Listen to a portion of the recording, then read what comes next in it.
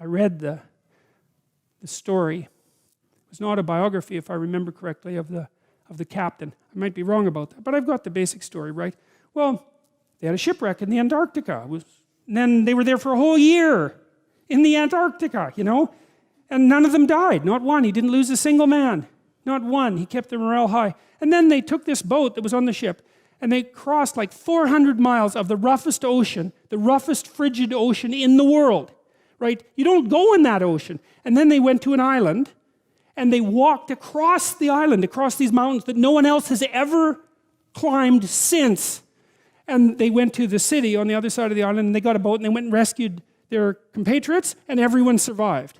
It's like, Endurance is the name of the book. You read that book, man, you think, wow, people are really tough, you know, and it's ridiculous. So who knows how tough you are? And maybe you find out by going out to find out how tough you are, right? So you take on a challenge, one that you think you can master, that's just a bit beyond your grasp. And you master it, and then you're a little tougher, and you think, hey, that worked out pretty well. And so then you're more of a monster.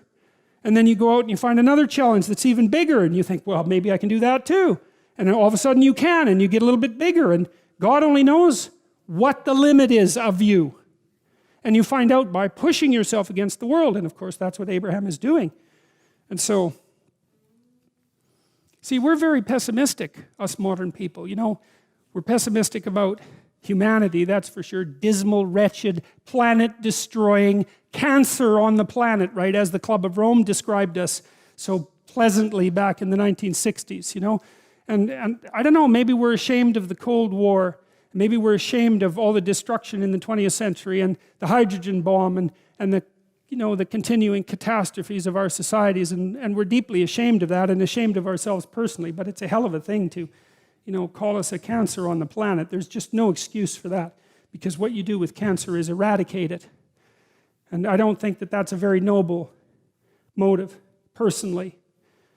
And I think it says a lot about the people who would use such phraseology, that they would dare to conceptualize humanity in that manner.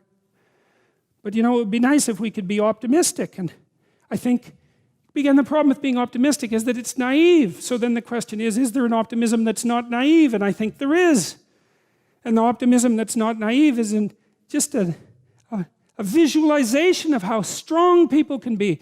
So one of the things that I tell people, I've told my students in my class, in Maps of Meaning, here's a goal. You want to be the person at the funeral of your father that everyone can rely on. How would that be? You want to be the person who's broken and useless and adding to the misery in the corner. And look, I'm not making light of people's grief. You know, I understand grief. But who do you want to be when there's a crisis?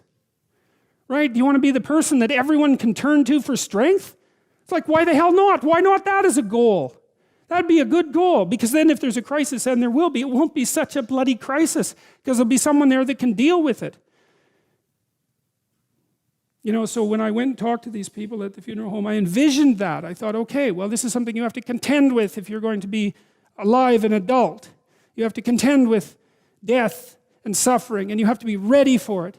And you have to be there for the person, because that's all they're going to have.